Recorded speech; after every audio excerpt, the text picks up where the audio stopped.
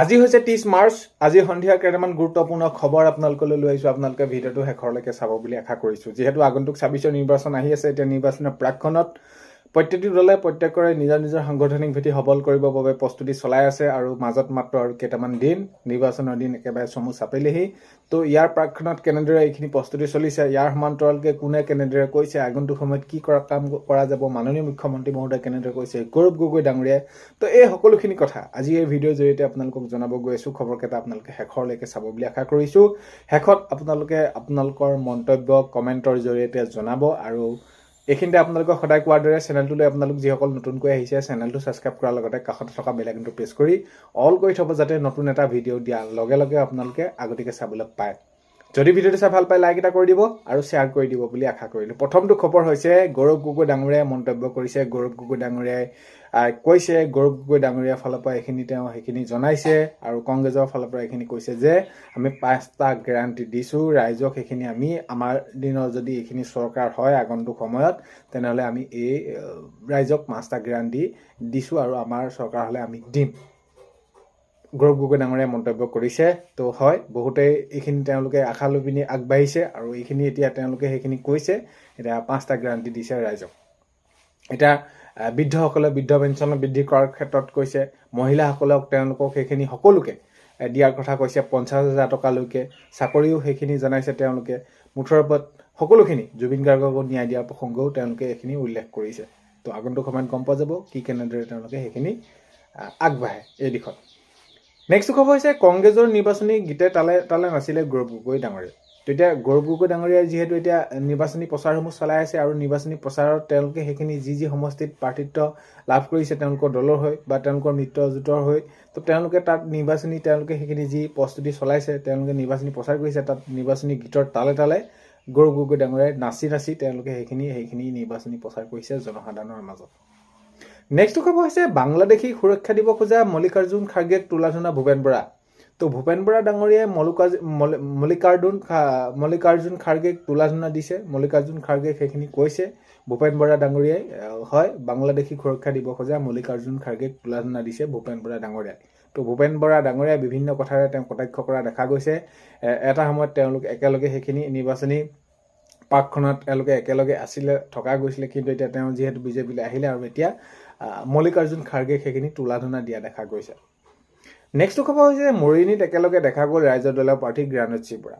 তো হয়, মৰিয়নিত একেলগে দেখা গ'ল ৰাইজৰ দলৰ প্ৰাৰ্থী জ্ঞানশ্ৰী বৰা আৰু বিজেপি প্ৰাৰ্থী ৰূপজ্যোতি কুৰ্মী ডাঙৰীয়া। তো ৰূপজ্যোতি কুৰ্মী ডাঙৰীয়া যিহেতু নামঘৰত এটি অনুষ্ঠানত তেওঁ কৰিব গৈছিলে, তাতে জ্ঞানশ্ৰী বৰাও সেইখিনি উপস্থিত হয় আৰু সেইখিনিত একেলগে তেওঁলোকে সেইখিনি কথা বতৰা পতা দেখা যায়। যে পাছত সংবাদ মাধ্যমৰ আৰু জ্ঞানশ্ৰী বৰাই কৈছে যে যিহেতু মই মোতকৈ জ্যেষ্ঠ আৰু ৰাজনৈতিক ফালৰ পৰাও তেওঁ সেইখিনি অভিজ্ঞতা আছে আৰু যি কি নহওক আমাৰ ৰাজনৈতিকভাৱেহে আমি দুটা দলৰ পৰা প্ৰতিনিধিত্ব কৰিছোঁ, কিন্তু আমি যি মানৱতাৰ খাতিৰত বা আমাৰ যিটো হিউমেন বিং আমি তেওঁ সেইখিনি সন্মান কৰিব লাগিব আৰু এনেদৰে জনাইছে জ্ঞানশ্ৰী বৰাই। নেক্সট খবৰ হৈছে অহা 5 বছৰত এজন বাংলাদেশীক অসমৰ পৰা খেদি পঠিওৱা হ'ব। গৃহমন্ত্ৰী অমিত শ্বাহ ডাঙৰীয়াই মন্তব্য কৰিছে যে অহা 5 বছৰত আগন্তুক সময়ত যিহেতু এতিয়া ৰাইজে বিজেপি চৰকাৰকে ভোট দিব, বিজেপি চৰকাৰে বিচাৰিছে সকলোৱে, আৰু যিহেতু বিজেপি চৰকাৰে কিমানখিনি কাম কৰিছে, ডাবল ইঞ্জিনৰ চৰকাৰে কেনেদৰে কাম কৰিছে সেইখিনি দেখিছে। এতিয়া অহা 5 বছৰত এজন বাংলাদেশীক অসমৰ পৰা আমি খেদি পঠিওৱা হ'ব বুলি কৈছে অমিত শ্বাহ ডাঙৰীয়াই। আৰু যিহেতু এতিয়া উচ্ছেদক লৈতো মাননীয় মুখ্যমন্ত্ৰী মহোদয়ে কেনেদৰে কোনসমূহ কৰি আছে সেইখিনি দেখা গৈছে। নেক্সট খবৰ হৈছে 5 বছৰীয়া বিধানসভাত কি কৰি আছিল অখিল গগৈ। মুখ্যমন্ত্ৰীয়ে এবাৰ অখিল গগৈক উভতি ধৰিছে, অখিল গগৈক কটাক্ষ কৰিছে যে বিধানসভাত 5 বছৰ কি কৰি আছিল। তো 5 বছৰত বিধানসভাত কি কৰি আছিল, তেতিয়াতো কোনো ধৰণৰ ৰাইজৰ হকে বা কেনেকুৱা ধৰণৰ কি সেইবিলাকতো উত্থাপন কৰা নাছিল। তো এতিয়া নিৰ্বাচনৰ প্ৰাকক্ষণত তেওঁ যিখিনি কথা উল্লেখ কৰিছে সেইখিনি আটাইতকৈ তেওঁ যি আগন্তুক 26 নিৰ্বাচনত শিৱসাগৰ ৰাইজে তেওঁক সেইখিনি এইবাৰ বহুত বেছি মৰম নিদিয়ে বা তেওঁলোকে সেইখিনি বিচৰা মতে সহায় নাপায়, এইখিনিক ভয় লৈ পিনি অখিল গগৈয়ে তো এনেকুৱা ধৰণৰ কথাবিলাক ক'বলৈ ধৰিছে বুলি মাননীয় মুখ্যমন্ত্ৰী মহোদয়ে জনাইছে। নেক্সট খবৰ হৈছে শিৱসাগৰৰ উন্নয়নত এক বিন্দু সহযোগ নাই। তেতিয়া শিৱসাগৰৰ যি উন্নয়ন হৈছে, উন্নয়নৰ ৰংঘৰ প্ৰকল্প হওক, বানখহনীয়া হওক, যমুনা প্ৰকল্পৰ ক্ষেত্ৰত হওক, অখিল গগৈ ডাঙৰীয়াই যিবোৰ দমভালি মৰাৰ কথা কৈ আছে বা যেনেদৰে কৈছে, ইয়াত এক বিন্দু সহযোগ নাই বুলি মাননীয় মুখ্যমন্ত্ৰী মহোদয়ে কৈছে, কটাক্ষ কৰি কৈছে। কটাক্ষ কৰাই নহয়, এইখিনি কৈছে যে সকলোখিনি কেন্দ্ৰীয় চৰকাৰে কৰিছে, ৰাজ্য চৰকাৰে কৰিছে, সকলোখিনি আমি কৰিছোঁ। তো ইয়াত অখিল গগৈ ডাঙৰীয়াৰ এক বিন্দুও তেওঁলোকৰ সহযোগ নাই। নেক্সট খবৰ হৈছে বাংলাদেশী মিয়া থকা ঠাইলৈ কংগ্ৰেছ বেছি যায়। মাননীয় মুখ্যমন্ত্ৰী মহোদয়ে কংগ্ৰেছক কটাক্ষ কৰি কৈছে এতিয়া আগন্তুক ২৬ চন নিৰ্বাচনৰ প্ৰাক্ষণত এতিয়া প্ৰতিটো দলতে দেখা গৈছে, প্ৰতিটো দলে এতিয়া যদি আজি শাসকীয় দলে কিবা এটা কংগ্ৰেছক কৈছে, আকৌ কাইলৈ কংগ্ৰেছে শাসকীয় দলক ক'ব, এনেকুৱা ধৰণৰ সেইখিনি চলি থকা দেখা গৈছে। এতিয়া হয় মাননীয় মুখ্যমন্ত্ৰী মহোদয়ে কটাক্ষ কৰি কৈছে যে বাংলাদেশী মিয়া থকা ঠাইলৈ কংগ্ৰেছ বেছি যায়, এনেদৰে মন্তব্য কৰিছে। নেক্সট খবৰ হৈছে শিৱসাগৰ হেৰুৱা ভয়ত অখিল গগৈৰ মানসিক সমস্যা হৈছে। তো পীযুষ হাজৰিকাই ডাঙৰীয়াই অখিল গগৈক কটাক্ষ কৰি কৈছে যে এইবাৰ শিৱসাগৰত হেৰুৱা ভয়ত, তো এইবাৰ শিৱসাগৰ হেৰুৱাম বুলি ভাবিছে ৰাইজে, যিহেতু যেনেদৰে আঁকোৱালি লৈছে কুশলদৰী ডাঙৰীয়াক, আমাৰ চৰকাৰক যেনেদৰে বিজেপিক আঁকোৱালি লৈছে, আৰু ইয়াকে দেখি শিৱসাগৰ হেৰুৱাৰ ভয়ত অখিল গগৈৰ মানসিক সমস্যা হৈছে বুলি পীযুষ হাজৰিকাই ডাঙৰীয়াক মন্তব্য কৰিছে, অৰ্থাৎ কটাক্ষ কৰা দেখা গৈছে। নেক্সট খবৰ হৈছে শংকৰদেৱৰ বৰ অসমখনত মিয়াৰ হাতত গতাব বিচাৰিছে কংগ্ৰেছে। তো মাননীয় মুখ্যমন্ত্ৰী মহোদয় আকৌ এইখিনি কটাক্ষ কৰা দেখা গৈছে যে কংগ্ৰেছে কি কৰিব বিচাৰিছে, আমাৰ শংকৰদেৱে গঢ়া অসমখন, বৰ অসমখনক মিয়াৰ হাতত গতাব বিচাৰিছে বুলি এইখিনি মন্তব্য কৰিছে মাননীয় মুখ্যমন্ত্ৰী মহোদয়।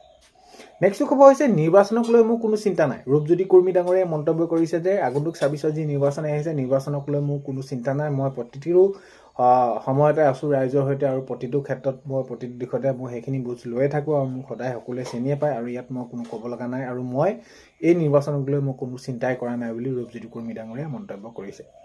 নেক্সট খবৰ হৈছে অখিল গগৈয়ে উন্নয়নৰ কথা ক'ব নোৱাৰে, প্ৰতিদ্বন্দ্বীগৰাকীক কি কৰিছে, উপৰ্যুপৰি আক্ৰমণ কৰিছে, এনেদৰে মন্তব্য কৰিছে মাননীয় মুখ্যমন্ত্ৰী মহোদয়ে।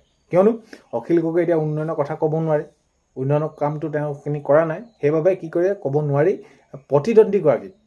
প্ৰতিদ্বন্দ্বীগৰাকীক উপৰ্যুপৰি আক্ৰমণ কৰিছে মাননীয় মুখ্যমন্ত্ৰী মহোদয়ে, এনেদৰে মন্তব্য ৰাখিছে।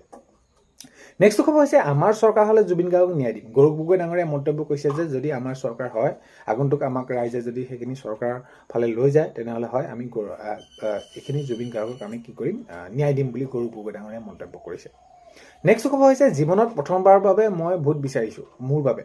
তো জীৱনত প্ৰথমবাৰৰ বাবে মোৰ বাবে মই ভোট বিচাৰিছোঁ, অখিল গগৈ ডাঙৰীয়াই মন্তব্য কৰিছে। যোৱাবাৰতো মই যেনেদৰে মই সেইখিনি জেলতে থাকিলোঁ, আৰু মোৰ কোনো ধৰণৰ মই ৰাইজৰ মাজলৈ গৈয়ে নাপালোঁ, তেনেদৰে সকলোখিনিয়ে মোক জিকালে, আৰু এইবাৰ মই মোৰ বাবে প্ৰথমবাৰৰ বাবে মই ভোট বিচাৰিছোঁ, এনেদৰে কৈছে অখিল গগৈ ডাঙৰীয়াই। নেক্সট খবৰ হৈছে কংগ্ৰেছৰ বাবে আমাৰ মানুহতকৈ মিয়া বেছি গুৰুত্বপূৰ্ণ। মাননীয় মুখ্যমন্ত্ৰী মহোদয়ে কংগ্ৰেছক কটাক্ষ কৰি কৈছে যে হয় কংগ্ৰেছৰ বাবে আমাৰ মানুহ বহুত বেছি আপোন নহয়, তেওঁলোকৰ আপোন হৈছে আটাইতকৈ বেছি মিয়াসকল আপোন আৰু বহুত বেছি গুৰুত্বপূৰ্ণ, মুখ্যমন্ত্ৰী মহোদয়ে এনেদৰে মন্তব্য কৰিছে। নেক্সট খবৰ হৈছে নিৰ্বাচনলৈ মাজত মাত্ৰ আৰু কেইটামান দিন থকাৰ মুহূৰ্তত দেখা গৈছে ৰাজনৈতিক প্ৰতিটো দলে তেওঁলোকৰ নিজৰ সাংগঠনিক ভেটি সবল কৰিবৰ বাবে ৰাইজৰ মাজলৈ গৈছে, প্ৰচাৰ কৰিছে, সেই সকলোখিনি কৰা দেখা গৈছে। নেক্সট খবৰ হৈছে HSLC ৰিজাল্ট। মাননীয় মুখ্যমন্ত্ৰী মহোদয়ে যিহেতু নিৰ্বাচনী প্ৰচাৰ চলাই আছে, আৰু এইখনতে মেট্ৰিকৰ ফলাফল কেতিয়ালৈ ঘোষণা কৰা হ'ব বুলি এইখিনি কোৱাত তেতিয়া মাননীয় মুখ্যমন্ত্ৰী মহোদয়ে জনালে যে হয় 10 এপ্ৰিলত মেট্ৰিকৰ ফলাফল ঘোষণা কৰা হ'ব। সকলোকে শুভেচ্ছা থাকিল, ভালদৰে সকলোৱে ভালকৈ পাছ কৰক। নেক্সট খবৰ হৈছে আজি চিচিবৰগাঁৱত মাননীয় মুখ্যমন্ত্ৰী মহোদয়ে নিৰ্বাচনী প্ৰচাৰ। আজি দেখা গ'ল হয় চিচিবৰগাঁৱত মাননীয় মুখ্যমন্ত্ৰী মহোদয়ে নিৰ্বাচনী প্ৰচাৰ চলাই আছে। এই 30 মাৰ্চৰ সন্ধিয়াৰ খবৰ এইকেইটাই আপোনালোকক জনালোঁ। ভিডিঅ'টো আপোনালোকে শেষলৈকে চোৱাৰ বাবে বহুতেই বেছি ধন্যবাদ। ভিডিঅ'টোত আপোনালোকক প্ৰথমতে কোৱা যায় চেনেলটোলৈ আপোনালোক যিসকল নতুনকৈ আহিছে চেনেলটো ছাবস্ক্ৰাইব কৰাৰ লগতে কাষতে থকা বেল আইকনটো প্ৰেছ কৰি অল কৰি থ'ব, যাতে নতুন এটা ভিডিঅ' দিয়াৰ লগে লগে আপোনালোকে আগতীয়াকৈ চাবলৈ পায়। আজিলৈ মানে অন্য এটা ভিডিঅ'তে লগ পোৱাৰ কাৰণে পায়।